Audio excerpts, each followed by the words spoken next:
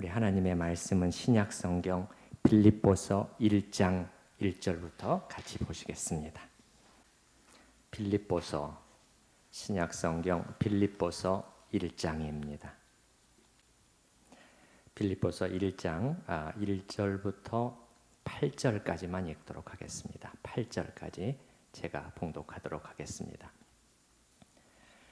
그리스도 예수의 종 바울과 디모데는 그리스도 예수 안에서 빌립보에 사는 모든 성도와 또한 감독들과 집사들에게 편지하노니 하나님 우리 아버지와 주 예수 그리스도로부터 은혜와 평강이 너희에게 있을지어다. 내가 너희를 생각할 때마다 나의 하나님께 감사하며 간구할 때마다 너희 무리를 위하여 기쁨으로 항상 간구함은 너희가 첫날부터 이제까지 복음을 위한 일에 참여하고 있기 때문이라. 너희 안에서 착한 일을 시작하신 이가 그리스도 예수의 날까지 이루실 줄을 우리는 확신하노라.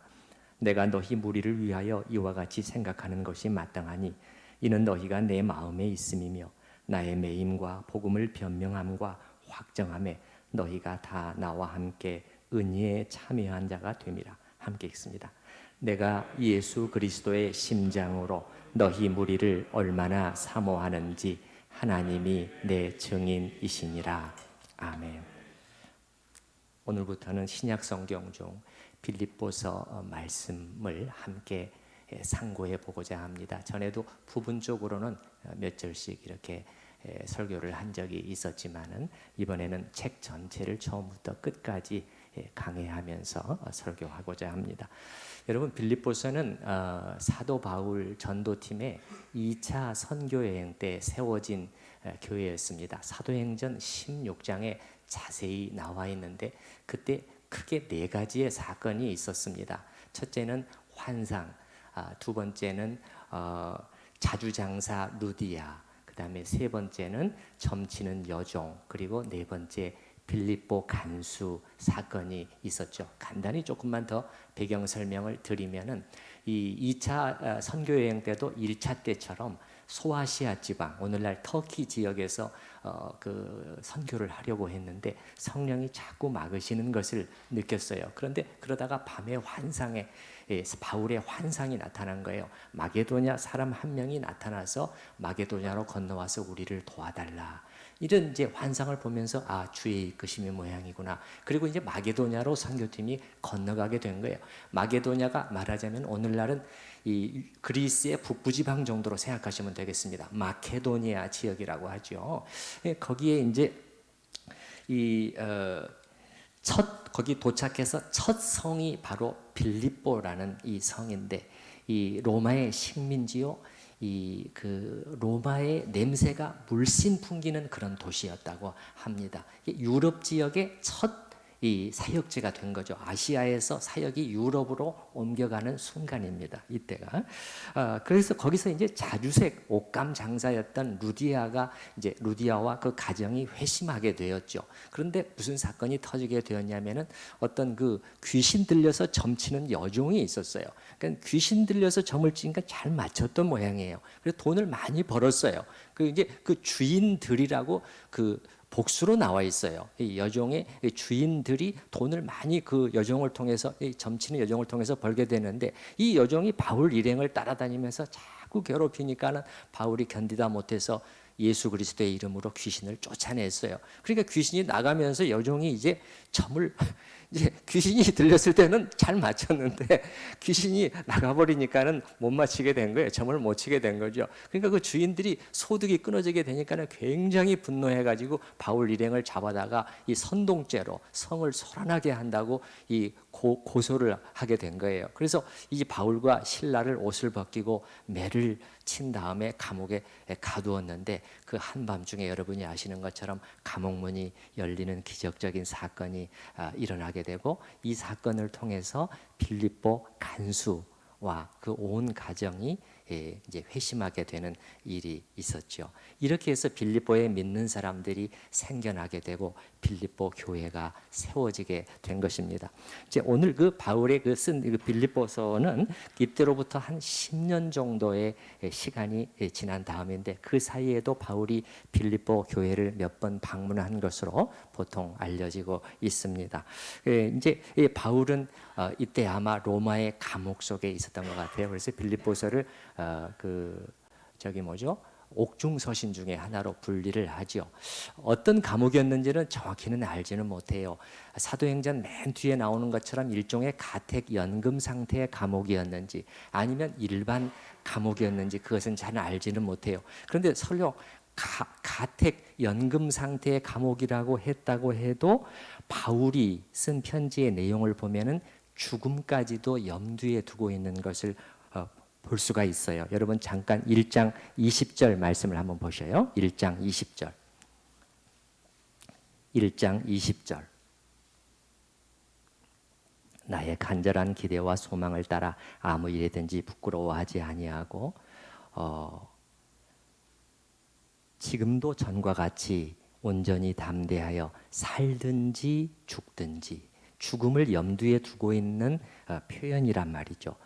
근데 25절에 보면은 25절로 가게 되면은 내가 그러나 죽지 않고 살 것과 여러분의 믿음의 진보와 기쁨을 위하여 여러분 무리와 함께 앞으로 함께하게 될 것을 다시 석방돼서 이렇게 될 것을 확실히 안다. 이렇게 이제 죽음과 삶을 얘기하는 것을 보면은 아무튼 쉽지 않은 상황이었던 것 같아요. 언제든지 끌려나가 처형될 수 있는 그러한 상황이었다는 것은 우리가 알 수가 있죠.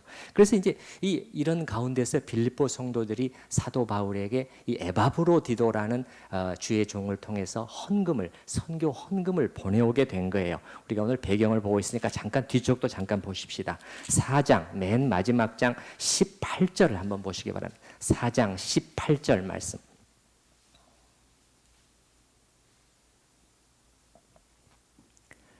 자, 4장 18절 말씀 보시면 내게는 모든 것이 있고 또 풍부한지라 에바브로디도 편에 너희가 준 것을 받았다. 이제 헌금을 받게 된 거예요. 빌립보 성도들이 에바브로디도 편에 헌금을 보내온 것이죠. 그 전에도 이게 여러 차례 이렇게 지원을 했던 것 같아요. 그 위에 15절 말씀을 보시기 바랍니다.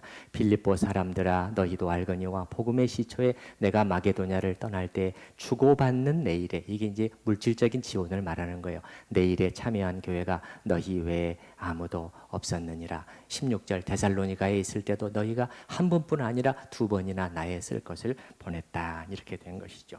근데 이제 이런 가운데서 헌금을 가져온 에바브로디도가 깊은 병이 들게 된 거예요. 사경을 헤매게 됐다가 회복이 된 것 같아요. 거기 이제 2장 27절을 또 가보십시다. 2장 27절.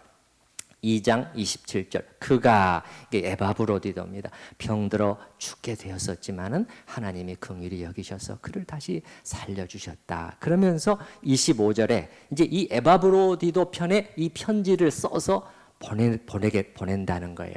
25절. 그러나 에바브로디도를 너희에게 보내는 것이 필요한 줄로 생각한다. 그래서 앞에 1장으로 다시 돌아오셨어요. 그래서 이제 사도 바울은 이 에바브로디도 편에 이 편지를 들려 보내면서 이 편지를 통해서 그들이 지금 많이 염려하고 근심하고 있는데 자기가 주님의 은혜 가운데 감사와 기쁨 가운데 잘 지내고 있다는 것을 말해주고 또 그들의 물질적인 후원에 대해서 감사도 표하고 그러면서 이 편지를 통해서 신앙 안에서 빌립보 성도들을 격려하고 이제 권면하기 위해서 이 아름다운 편지를 기록하게 되었고 이제 우리의 성경으로 우리에게 전해지게 된 것이죠. 오늘 우리가 보고자 하는 1장 1절부터 8절까지의 본문을 먼저 살펴보고자 하는데 사도 바울은 1절과 2절의 서두의 그 인사말에 이어서 3절과 4절에 바로 기도에 대한 언급을 하고 있는 것을 볼 수가 있어요. 사도 바울이 그의 다른 편지에서도 그런 것처럼 내가 이렇게 여러분을 위해서 기도하고 있습니다. 그렇게 말하고 있어요. 3절을 잠깐 보십시다. 내가 너희를 생각할 때마다 나의 하나님께 감사하며. 이 생각한다는 것은 그냥 생각은 아닌 것 같아요. 기도 속에서 여러분을 기억하고 생각하고 있다는 것을 알 수가 있어요. 뭘 보면 알 수 있느냐? 3절과 4절이 병행 구절이에요. 그 3절에서는 내가 여러분을 생각할 때마다 감사하며, 4절에서는 그것을 어떻게 바꿔서 표현하죠? 간구할 때마다 너희 무리를 위하여 기쁨으로 항상 간구합니다. 그래서 이 여러분을 위해서 내가 이렇게 계속해서 기도하고 있습니다. 바울은 무엇을 위해서 기도했을까요? 그 기도의 내용은 9절 이후에 나오고 있어요. 오늘 우리가 읽지는 않았지만은 9절 이후에 그 기도의 내용들이 또 나와 있고, 또 구체적인 내용들을 위해서도 사도 바울은 기도를 했겠죠. 얼마든지 추정이 가능해요. 예를 들어서 2장 2절을 잠깐 보십시다. 2장 2절에 보시게 되면 사도 바울의 권면의 내용을 보면은 빌립보 교회 안에 무슨 일인가 있었다는 것을 또 알 수가 있어요. 그래서 마음을 같이하여 같은 사랑을 가지고 뜻을 합하며 한 마음을 품어, 이 하나됨에 대해서 계속해서 강조하고 있잖아요. 뭔가 그것을 방해할 수 있는 어떤 요소도 있었을 수 있어요. 그래서 3절에 아무 일이든지 다툼이나 허용으로 하면은 안 됩니다. 다툼, 서로 분리하고 다투고 또 허영심으로 주님 앞에서는 여러분 안 됩니다. 오직 겸손한 마음으로 각각 자기보다 남을 낫게 여겨야 됩니다. 이런 것을 위해서 사도 바울이 분명히 기도를 계속했겠죠. 또 저 뒤에 4장 2절에 잠깐 보십시다. 4장 2절.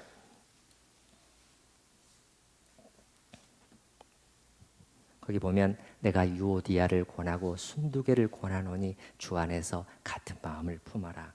유오디아와 순두개는 빌립보 교회 안에서 중요한 역할을 하고 있었던 두 여자 성도였던 것으로 보입니다. 그들 간에 뭔가 불화가 생긴 것이에요. 그래서 이 한 마음을 품고 주님을 섬겨야 된다는. 그러니까 사도 바울은 이런 것들을 위해서도 기도하지 않았겠어요? 그래서 때로는 감사와 기쁨으로 기도하고, 때로는 마음이 아파서 눈물을 흘리며 기도했을 수도 있겠죠. 다시 1장으로 돌아와서 저는 이걸 보면서 이런 생각을 해봤어요. 무슨 일이 일어나고 있는 것이지? 이 기도 속에서 바울과 빌립보 성도들 간에 무슨 일이 일어나고 있는 것이지? 그들은 멀리 떨어져서 얼굴도 볼 수 없었고 목소리도 들을 수 없었지만은 이 기도 속에서 말하자면 성도의 교제를 나누고 있었구나 하는 것을 저는 느꼈어요. 이게 가능하구나. 이렇게 멀리 떨어져 있는데, 그런데 성도의 교제가 기도 속에서 일어나고 있는 것이에요. 아마 그랬기 때문에 사도 바울 마음속에 그들을 향한 사모하는 마음도 생겼겠죠. 여러분 8절 보시기 바랍니다. 8절, 내가 예수 그리스도의 심장으로 너희 무리를 얼마나 사모하는지, 이 말은 그리워한다, 보고 싶어한다 그런 뜻이에요. 그 보고 싶어하는지 하나님이 내 증인이시니라.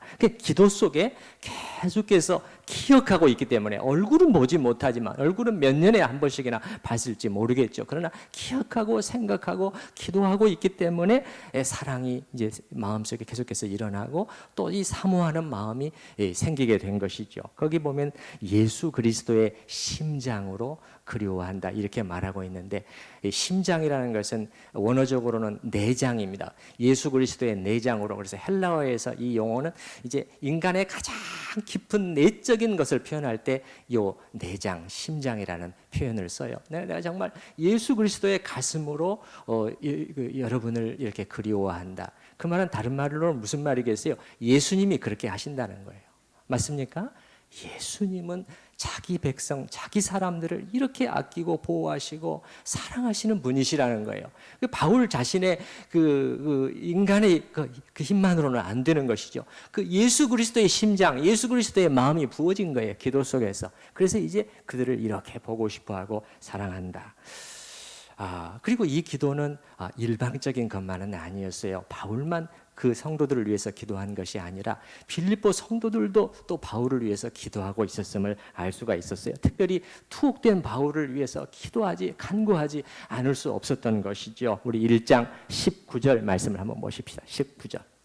1장 19절. 이렇게 보면은 우리 한번 같이 읽어볼까요? 1장 19절. 이것이 너희의 간구와 예수 그리스도의 성령의 도우심으로 나를 구원에 이르게 할 줄 아는 거로. 그 두 가지를 통해서 하나님께서 구원이라는 것은 석방을 말하는 거예요. 석방. 예, 그래서 여러분의 그 간구를 통해서, 여러분의 간절한 이 기도를 통해서, 그리고 성령의 도우심을 통해서 하나님께서 나를 또 이 구원의 감옥에서 나가서 여러분과 다시 만나게 해주고 다시 사랑의 교제를 나누고 그렇게 해주실 것을 나는 믿고 있다. 그렇게 너희의 간구라고 그랬잖아요. 그러니까 그 빌립보 성도들이 기도하고 있었다는 거예요. 사도 바울. 그러니까 어떻게 무슨 말이죠? 바울도 빌립보 교인을 위해서 기도하고 또 빌립보 성도들도 바울을 위해서 기도했다는 것이죠. 그리고 그들은 이렇게 기도하는 가운데 사실 얼굴은 보지 못했지만은 사실은 서로 만나고 있었던 것이나 다름없다는 거예요. 이게 뭐죠? 성도의 교통이죠. 성도의 교제. 우리가 사도신경 외웠는데 성령을 믿사오며 거룩한 공회를 믿사오며 그 다음에 뭐죠? 성도가 서로 교통하는 성도의 교제를 말하는 거예요. 성도의 교제가 일어나고 있는 것이죠. 참으로 우리 천우교회 안에도 이렇게 기도 가운데 이루어지는 아름다운 성도의 교제가 더 풍성해지기를 바랍니다. 특별히 우리가 지금 처한 상황 속에서는 더욱 그런 것 같아요. 감염병으로 인해서 우리가 할 수 없는 것들이 참 많아졌잖아요. 함께 모이지도 못하고 뭐 이렇게 전도회 또 구역 모임 우리 잘 못 모이고 교제도 하지 못하는 안타까움이 있어요. 그런데 오늘 본문을 통해서 확인된 이거는 지금도 가능하단 말이에요. 뭐죠? 기도 속에서 성도가 서로 만나서 교통하는 것이죠. 교제하는 일은 가능한 것이죠. 자, 여기까지는 좀 멋있게 들릴지 모르겠지만 사실 기도는 하기 쉬운 일은 아니에요. 여러분이 해보시면 알겠지만은 특별히 은밀히 개인적으로 무릎을 꿇고 이 주님께서 하신 말씀을 가져오면은 골방에 들어가서 기도하는 것은 더 어려워요. 그래서 그 골방에서 주님 앞에 혼자 앉아가지고 자신과 가족들을 위해서 기도하고 성도들을 위해서 중보의 기도를 하고 또 하나님과의 영적인 교제를 위해서 기도하고 하나님의 얼굴을 내가 찾으면서 그분을 더욱 알고자 그 기도 속에서 애쓰면서 그리고 거룩하신 하나님 앞에 나 자신을 또 살피는 이러한 기도들, 이런 기도를 지속적으로 해나가기 어려운 이유가 있어요. 왜 그러냐면은 내가 이런 혼자서 기도를 많이 한다고 해도 누가 알아주는 것도 아니에요. 누가 알아줍니까? 또 이 보이지 않는 대상을 향해서 내가 이 기도해야 하는 이 고독감이 기도 속에는 있어요. 1대1의 씨름이에요. 이 말 그대로. 그리고 정말 듣고 계시나? 또 기도하다 보면은 응답이 될까? 이 때로는 기도를 해도 아무 일도 일어나지 않는 것 같은 어떤 답답함, 지루함이 찾아와요. 내가 언제까지 이 기도를 계속해야 하는 거지? 그래서 신자들이 가장 소홀히 하기 쉬운 영적인 의무 중에 하나가 이 기도예요. 그런데 우리가 여기서 그렇게 넘어가 버리면 기도를 소홀히 하고 포기해 버리게 되면은 이 영적인 전투에서 이겨내기가 굉장히 어렵습니다. 이상하게 시간이 흐르면서 점점 심령이 메말라 가게 되고 유혹은 자꾸 찾아오는데 이겨낼 힘이 내 안에서는 없다는 것을 느끼게 되는 것이죠. 여기 보게 되면은 바울은 기도를 믿은 사람이었던 것 같아요. 기도를 뭐 한 사람이요? 믿은 사람이요. 그러니까는 그냥 여기 3절과 4절 이런 내용들이 그냥 피상적으로 건네는 말 같지가 않아요. 여러분, 내가 이렇게 여러분을 위해서 열심히 기도하고 있는데 이걸 알아주시기 바랍니다. 지금 이런 얘기를 하고 있는 것이 아니에요. 9절에서도 보시게 되면 어떻게 시작합니까? 내가 기도하노라. 이건 그냥 하는 말이에요. 우리 따라서 해보십시다. 내가 기도하노라. 예, 그러면서 그 기도에 자기가 무슨 내용을 위해서 기도하고 있는지 기도의 내용까지 밝히고 있잖아요. 그러니까 기도는 이걸 보면서 알 수 있는 것은 바울의 사역 중에서 중요한 포션을 차지하고 있었다는 것을 우리가 알 수 있는 것이죠. 그는 기도를 믿었어요. 기도를 믿었단 말이에요. 하나님께 전능하신 하나님께서 우리의 이 기도를 듣고 계시면서 하나님은 우리의 기도를 통해서 역사하시는 분이라는 것을 믿었다는 것이죠. 여러분도 기도를 믿을 수 있기를 바랍니다. 그래서 이 중요한 은혜의 수단, 은혜의 수단이라는 건 하나님께서 그걸 통해서 우리 그걸 할 때 그걸 통해서 우리에게 그 통로를 통해서 우리에게 은혜를 공급해 주시는 수단이 그게 그 중에 하나가 기도잖아. 이걸 소홀히 하지 마시고요. 특별히 이 코로나의 와중에 우리가 만나서 식사하면서 교제하고 싶어요. 담소를 나누면서 그런 거는 잘 할 수 없지만은 그러나 기도 속에서 제가 오늘 성도의 교제가 일어나고 있다는 것을 보여드렸잖아요. 기도 속에 이게 불가능한 것만 같은데 그게 아니었대. 그들은 만나고 있었단 말이에요. 그러면서 가까워져 있었다는 거예요. 얼굴은 보지 못했지만 마음이 그리워하고 있었단 말이에요. 성도의 교제가 가능하구나. 우리가 지금 할 수 없는 것만을 인해서 너무 환경 탓만을 하지 말고 우리가 이 시간에 할 수 있는 것은 무엇이지? 하나님은 할 수 있는 것이 많다고 말씀해 주시는 것 같아요. 성도의 교제 너희들 할 수 있다. 그래서 이런 거 우리가 힘쓰시고 또 목사인 저와 우리 교역자들은 이건 뭐 당연해요. 이거는 우리가 그렇게 하지 않으면 우리는 정말 큰 하나님 앞에서 잘못을 하고 있는 그런 것이 되고, 그러나 저뿐만 아니라 또 우리 구역장님들, 또 우리 장로님들, 교회 리더들, 또 구역장님들만 기도합니까? 서로 기도했잖아요. 서로 또 구역원들도 기도하고 이렇게 연결되고, 그리고 금요일 저녁 기도회 시간에 여러분이 또 그 함께 마음을 합하고 떨어져 있지만 우리가 한 실시간 기도회 통해서 예배와 기도회를 통해서 함께 만나는 시간 꼭 부탁드립니다. 자, 여기 6절 말씀을 한번 보십시다. 6절 말씀 보시게 되면 우리 한번 같이 읽어보실까요? 너희 안에서 착한 일을 시작하신 이가 그리스도 예수의 날까지 이루실 줄을 우리는 확신하노라. 사도 바울이 뭐라고 표현하고 있는지 잘 보시기 바랍니다. 너희 안에 착한 일을 시작하신 분이라고 하나님을 이렇게 표현하고 있어요. 이 표현을 보면은요, 이런 생각이 드는 거예요. 믿음이라는 것은 뭐지? 이 표현을 가지고 한번 믿음을 다시 한번 또 정의를 해보면은 믿음이란 건 뭘까? 내 안에 착한 일을 시작하신 하나님을 또 믿는 것이 아닐까요? 내 안에 착한 일을 시작하신 그 하나님. 착한 일이라는 것은 선한 일이에요. 선한 일.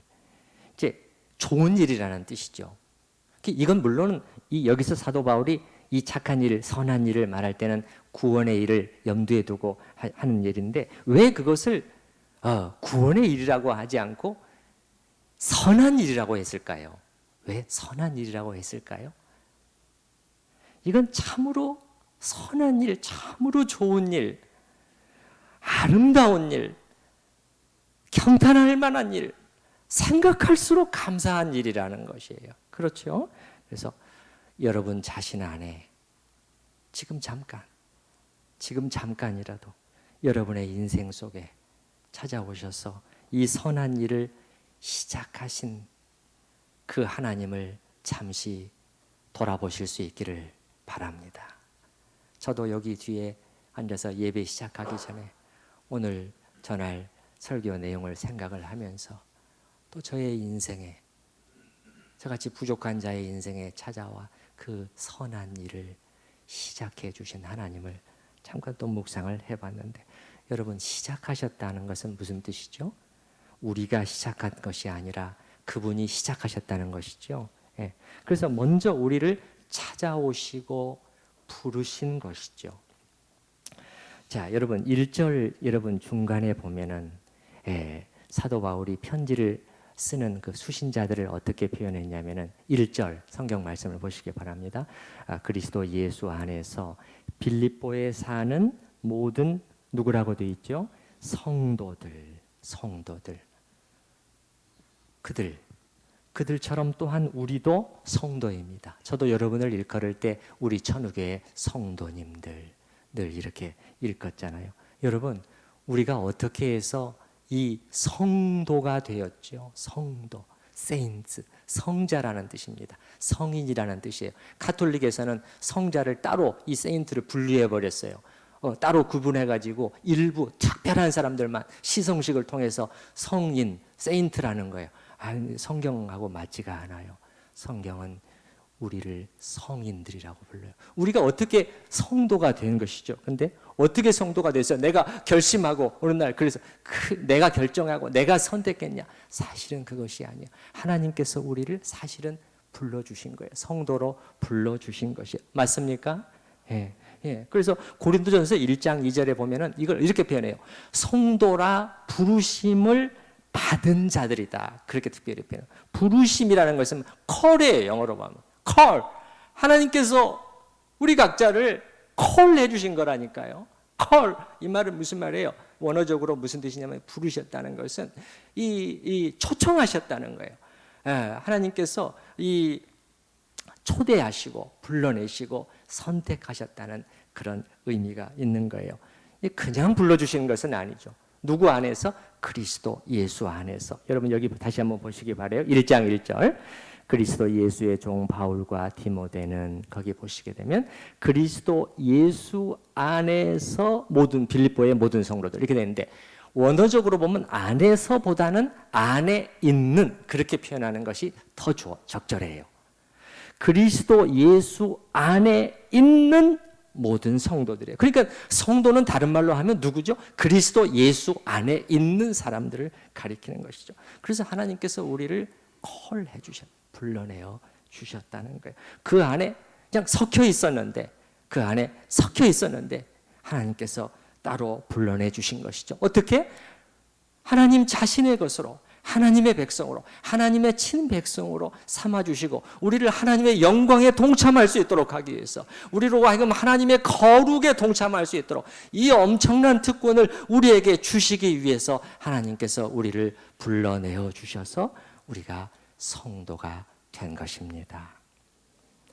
우리가 어떤 자들이었습니까? 얼마나 교만하고 자기 잘난 줄로만 알고 하나님은 안중에도 없고 그런 우리를 향해서 하나님께서 1절 우리를 오래 참으시고 그리스도 예수 안에서 먼저 사랑해 주신 거예요.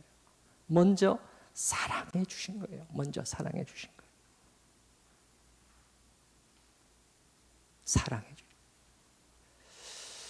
하나님께서 뭔가 아쉬워서가 아니라는 것은 제가 여러 번 말씀드렸습니다. 하나님께서는 우리를 전혀 필요로 하지 않으시는 분이라는 것을 제가 하나님의 자족성이라는 그 교리를 통해서 분명하게 확인을 했습니다. 하나님은 우리가 아무도 없어도 하나님은 스스로 충만하시고 기쁨 속에 삼위 하나님의 교제 안에 계신 분인데 그 하나님께서 어떻게 왜 나를 사랑하셨단 말인가? 이것이 우리에게 영원히 일어나는 그러한 질문이지만 그러나 그 이유를 다 알 수 없어도 그 이유가 우리에게 있지 않다는 것은 분명하다는 거예요. 적어도 그것은 분명해요. 우리 안에 있지는 않다는 거예요. 근데 하나님께서 이처럼 우리를 사랑하셨고 그리스도 예수 안에서 사랑하고 계신다는 그 약속을 우리는 접할 때 우리에게 위로와 힘이 되는 것이죠. 엊그제 금요 기도회 때 우리 김전우 사님이 찬송가 202장을 불렀는데 찬송가 202장에 보게 되면 하나님 아버지 주신 책은 귀하고 중하신 말씀일세 기쁘고 반가운 말씀 중에 날 사랑한단 말 참 좋도다. 왜 그런지는 모르겠지만 기쁘고 반가운 말씀 중에 주님께서 나를 사랑하신다는 그 약속 그게 나한테는 힘이 되는구나. 주께서 나를 사랑하니 즐겁도다 주께서 나를 사랑하니 나는 참 기쁘도다. 기쁘다. 도대체 내가 누구냐? 내가 나를 봐도 사랑받을 만한 그런 것이 없는데 어떻게 하나님께서 나를 사랑하셨는가? 어느 정도로 사랑하신다고 성경은 표현하고 있죠. 조금 전에 우리 집사님 기도하셨지만은 머리카락까지 세실 정도랍니다. 그렇죠? 누가복음에 보면은 너희에게는 심지어 머리털까지도 세신 바 되었나니 그러므로 너희는 두려워하지 말라. 하나님께서 너희를 이렇게 아끼고 사랑하시는데 왜 두려워하느냐? 그렇게 말씀하고 이 정도로 사랑해. 그래서 사도 바울은 6절에 이렇게 말씀하는 거죠. 그 하나님께서 그리스도 예수의 날까지 이루실 줄을 우리는 확신하노라. 이루실 줄을, 주어가 누구죠? 이루실 줄은 주어가 주님이시잖아요. 하나님이시잖아요. 시작하신 그분이 이루신다는 것은 완성해 내신다는 것이죠. 완성하실 것을 나는 믿는다. 왜 그러냐? 우리는 아니지만 하나님은 신실하신 분이고 미쁘신 분이고 그분의 신실하신 성품과 그분의 무한한 능력을 내가 생각할 때 이걸 확신한다, 이런 것이죠. 바로 이 6절의 이 고백, 이것은 은혜를 입은 우리 성도들이 늘 기쁘게 고백하고 신약성경 전체를 통해서 울려 퍼지는 아름다운 신앙 고백인 것을 우리가 압니다. 그런데 여기서 이제 한 가지 주의할 점은 6절 말씀을 너무 또 한쪽의 의미로만 우리가 해석을 해서 또 그럼 치우칠 수가 있어요. 그러니까 하나님이 시작하셨고 하나님이 진행하시고 하나님이 완성하실 것을 우리는 굳게 믿는다. 맞는 말이죠. 그러나 이 사도 바울이 이 말을 했을 때 그럼 이런 뜻인가? 우리가 어떻게 살든 하나님이 결국 이루시고 말 것이기 때문에 이걸 확신하기 때문에 우리는 대충 제멋대로 살아도 되는 것인가? 우리가 가만히 앉아 있어도 자동적으로 결국은 다 이루어진다는 뜻인가? 그런 의미가 아니라는 것은 여러분이 이미 알고 계실 거예요. 또 뭐만 봐도 알 수 있느냐? 여러분 오늘 1장 오늘 본문은 아니지만 9절 이후에 사도 바울이 기도하는 내용을 봐도 알 수가 있잖아요. 잠깐 보시기 바랍니다. 사도 바울이 기도하는 보면 그들은 이제 하나님이 이루실 것이기 때문에 그들은 가만히 이렇게 있으면 되는 것이다, 그렇게 말하지 않고요. 뭔가 내가 기도하노라.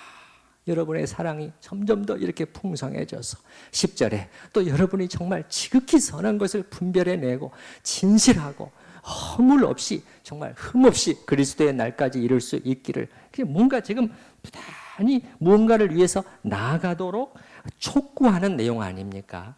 그렇죠? 예, 11절에도 보면은 예수 그리스도로 말미암아 의의 열매가 가득하여 하나님의 영광과 찬송이 되기를 원한다. 의의 열매. 의의 열매는 뭐죠? 바울은 그들의 삶에서 뭔가 부단한 영적인 추구가 더 풍성하여, 더 다음 주에 말씀드리겠습니다만 사랑이 있지만은 더 풍성해지길, 뭔가 부단한 영적인 추구 속에서 그들에게서 11절에 의의 열매가 맺히고 나타날 수 있기를 위해서 기도하고 있다는, 그래야 하나님의 영광과 찬송이 된다는 것이죠. 여러분 따라서 해보십시다. 열매. 이 열매라는 것은 어떤 거예요? 성품과 삶으로 나타나 보이는 열매를 말하는 것이죠. 성령의 열매도 있죠. 어떤 것들이 있나요? 사랑과 희락과 화평, 이런 그 성령의 열매도 있고, 또 교회와 성도들을 섬기는 삶의 열매들도 있는 것이죠. 바울은 빌립보 성도들 안에 나타나고 있는 이 열매들을 본 것이에요. 이 열매들을 보고 하는 말이에요. 자, 5절 말씀을 한번 보십시다. 5절. 어떤 열매들 보이고 있는 거예요. 너희가 첫날부터, 이 말은 무슨 말? 복음을 듣고 회심한 그날부터 이제까지 복음을 위한 일에 참여하고 있음을 나는 보고 있다는 것이죠. 복음을 위한 일은 넓게 주님을 위한 일이라고도 말할 수가 있겠죠. 그래서 사도 바울은 이런 것들을 보면서 6절에 이 얘기를 하고 있는 거예요. 이 5절에 이런 것을 보면서, 이 열매들이 나타나는 것을 보면서 사실은 6절의 말씀은 그냥 추상적인 그냥 교리로서 어떤 신비적인 의미에서 이런 것들이 그냥 될 것이다 이렇게만 사실 말하는 것은 아니고 5절에 이것을 보면서 나는 이것을 볼 때 여러분 안에서 착한 일을 하나님께서 시작하셨다는 그 증거를 보고 하나님께서 이루어가고 진행하고 계시는 여러분의 그 기쁘고 아름다운 헌신을 나는 눈에 보면서 정말 하나님께서 그날까지 능히 이루실 것을 나는 이제 확신하게 됩니다. 그러면서 7절에도 똑같잖아요. 여러분 7절에도 내가 너희 무리를 위하여 이와 같이 생각하는 것이 맞다. 이와 같이라는 것은 6절이에요. 6절. 이와 같이 하나님께서 능히 그 일을 여러분 안에서 아름답게 완성하실 것을 이루실 것이라고 확신하는 것이 마땅하다. 왜 그러냐? 이는 너희가 내 마음에 있음이며 그 다음에 또 보시기 바랍니다. 여러분이 나의 매임과 나의 복음을 변명함과 나의 복음을 변호함과 또 복음을 확정함에 여러분이 다 나와 함께 은혜의 이 일에 함께 참여하자. 물질적으로도 지원하고 그 다음에 사도 바울이 투옥이 됐을 때 이 불명예스러운 일 손가락질을 받고 있어요. 사도 바울은 손가락질을 받는 이 죄수에게 그러나 부끄러워하지 아니하고 그는 우리와 한편입니다. 그는 우리의 리더고 우리 사랑의 대상입니다. 떳떳하게 이 고난에 동참하고 그렇게 하면서 뒤에 그래서 뒤쪽에 또 1장 29절 쪽에서도 그리스도를 위하여 너에게 은혜를 주신 것은 다만 그를 믿을 뿐 아니라 또한 그를 위하여 고난도 받게 하라. 이 고난의 같이 사도 바울의 고난에 그들은 기쁨으로 같이 동참하는 것이 나타났다는 거예요.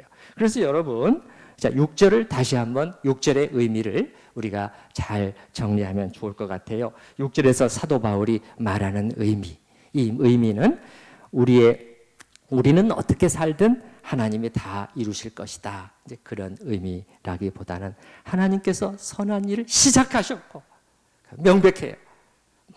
먼저 시작하셨고 그러나 그 하나님께서 우리의 믿음의 순종, 사랑의 순종을 통해서 이 열매 맺는 사랑의 삶을 통해서 하나님이 그 일을 다 이루실 것이라는 거예요.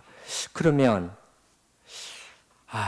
이 열매 맺는 것이 이 열매를 맺어야 되겠는데 이게 우리 힘으로 되나요, 여러분? 되든가요? 예. 이게 참 우리가 조금만 정직하다면 우리 안을 정직하게 들여다본다면 소망이 없다는 것을 우리 자신 안 된다는 것을 금방 알 수가 있죠. 이 한 가지만 우리가 어떤 것에 대해서 우리가 어떻게 반응하고 어떻게 생각하고 어떤 반응이 우리 안에서 먼저 일어나는 것을 여러분이 보시면은 그것도 아까 알 수 있잖아요. 자, 우리 교회 안에서만 해도 우리가 무슨 말을 들었을 때 우리 안에 어떤 반응이 먼저 일어나. 어떤 성도에 대해서 혹은 자신과 관련된 어떤 또 말을 들었을 때 우리 안에 사랑하고 용서하고 그러한 믿어주고 그런 쪽으로 반응이 먼저 일어나는가? 아니면은 뭔가 의심하고 불신하고 그냥 이렇게 판단하고 미워하는 쪽으로 반응이 먼저 일어나는가? 또 우리가 이렇게 정직하게 들여다본다면 참 인간이라는 존재를 우리가 여러분 잘 알아야 돼요. 성경이 선언하는 게 너무너무 맞는 거예요.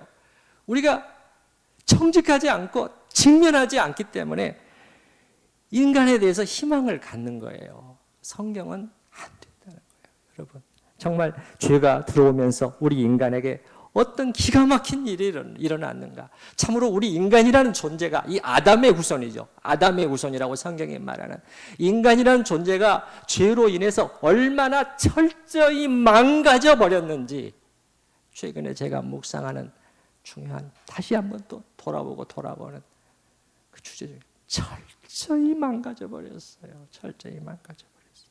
그래서 희망이 여기에는 없구나 하는 것을 알아야 되는 것이죠. 그래서 사도 바울도 여러분 정확하게 우리한테 가르쳐주고 있어요. 다시 한번 보시기 바랍니다. 11절 말씀 다시 한번 보시기 바랍니다. 어떻게 돼 있죠? 의의 열매를 말하기 전에 그 앞에 뭐를 덧붙였죠? 예수 그리스도로 말미암아. 그 말은 말미암아는 통해서입니다. 통해서, through예요, through.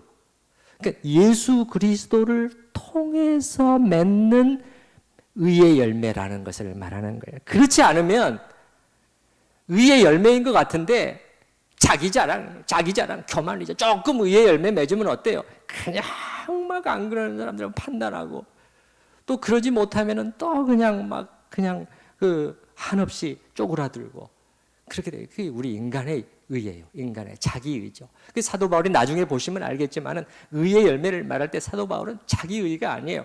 빌립보서 3장에 유명한 자기 고백을 하면서 여러분, 나의 의는 내 자신의 의가 아니고 예수 그리스도로 말미암은 의다고 또 외치고 있잖아요. 그래서 여기죠. 예. 그래서 나를 통해서 예수님이 나타나심으로써 맺어지는 열매인 것이죠. 이를 위해서는 어떻게 됩니까? 끊임없이 예수 그리스도를 우리가 붙들고 의지해야 되는 것이죠. 맞습니까? 예. 그래서 예수님께서 하신 말씀이 우리가 살펴봤지만 나는 포도나무요 너희는 가지니, 포도나무에 붙어 있지 않으면 의의 열매, 진짜 열매는, 가짜 열매는 맺혀요. 가짜 열매, 자기 자랑을 하는 열매, 다른 사람을 판단하는 열매는 맺혀요. 교만의 열매를 맺죠. 의의 열매가 맺히는 순간에 교만의 열매로 바꿔버려요. 그게 아니다. 예. 포도나무에 꼭 붙어 있을 때 조금만 방심하면, 우리도 마찬가지입니다. 조금만 방심하면 어떻게 되죠?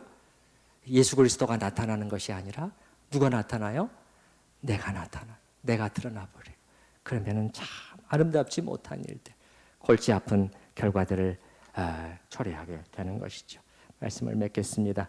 우리가 이러한 과정 중에 하나님은 이 하나님의 영광 속으로 우리를 불러 주셨습니다. 우리가 하나님의 은혜를 안다면, 나 같은 자를 그 하나님의 영광에, 그 하나님의 거룩에 참여할 수 있도록 내 안에서 먼저 선한 일을 시작해 주시고, 이 시간도 이루어 가시는 우리가 은혜를 깨닫는다면은 우리가 결코 소극적으로 오늘 아침에 6절 말씀을 접하고 나서도 하나님이 알아서 하시지요, 그렇게 할 수는 없겠지요.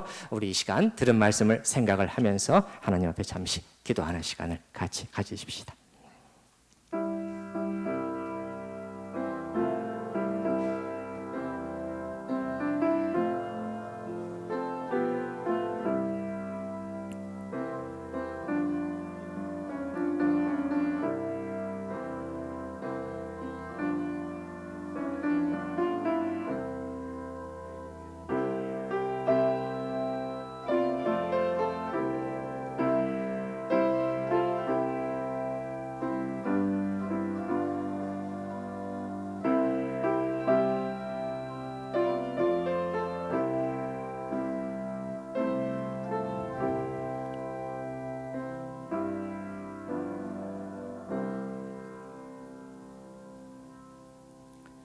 하나님 아버지, 사도 바울과 빌립보 교인들은 참으로 멀리 떨어져 있었고 얼굴도 목소리도 들을 수 없었고 정말 어쩌다가 한 번밖에 만나볼 수 없는, 기껏해야 편지로 이렇게 또 연락을 주고받는 그런 관계였지만은, 그러나 그들 속에 성도의 교제가, 아름다운 성도의 교통이 기도를 통해서 이루어지고 있는 것을 우리가 말씀을 통해서 확인했습니다.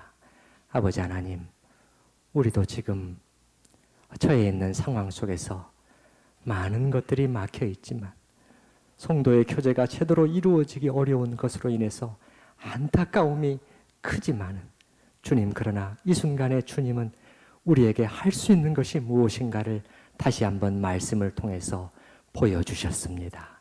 아버지 하나님, 정말 저로부터 또 온 중직자들로부터 모든 성도들 안에 정말 주님 이 기도를 믿게 하여 주시고, 기도를 통해서 오늘 또 역사하시는 하나님을 바라보게 하시고, 기도 속에서 성도의 교제가 활발하게 이루어지는 아름다운 역사들이 진행될 수 있도록 저희 가운데 함께하여 주시옵소서.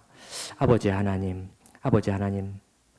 우리 안에서 선한 일을 시작해 주신 하나님, 참으로 자격이 없는 자들이고 주님의 사랑을 받을 만한 그러한 것이 저희 안에 하나도 없음에도 불구하고 주님께서 그리스도 예수 안에서 먼저 다가와 주시고 저희 안에 그 아름다운 사랑의 일을 먼저 시작해 주신 이 은혜를 인하여 감사드립니다.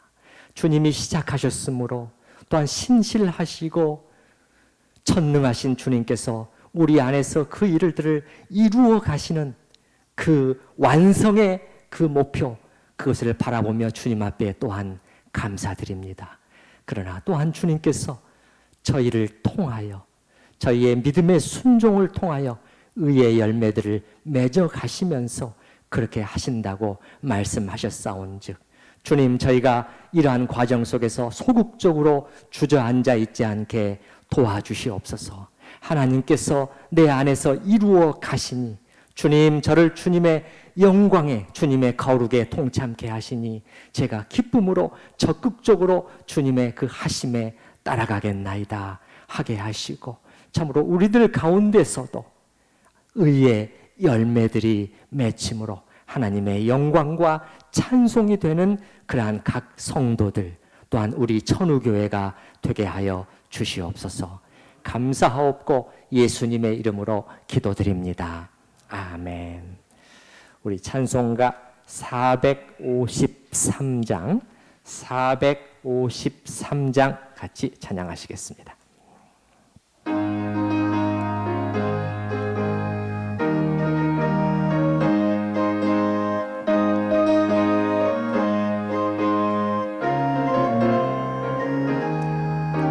조금 빨리.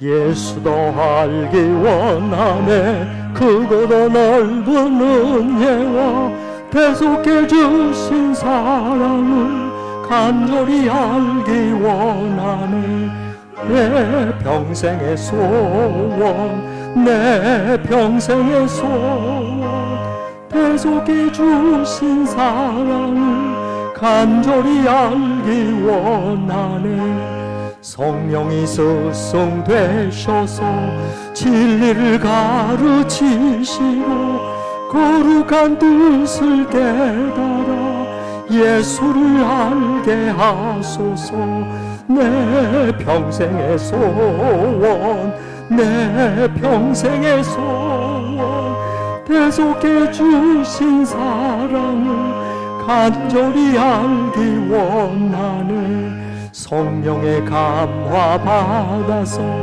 하나님 말씀 배우니 그 말씀 한 절 한 절이 내 맘에 교훈되도다 내 평생의 소원 내 평생의 소원 대속해 주신 사랑을 간절히 알기 원하네 예수가 계신 보좌는 영광에 둘려 있도다 평화의 왕이 오시니 그 나라 왕성하도다 내 평생의 소원 내 평생의 소원 대속해 주신 사랑을 간절히 알기 원하네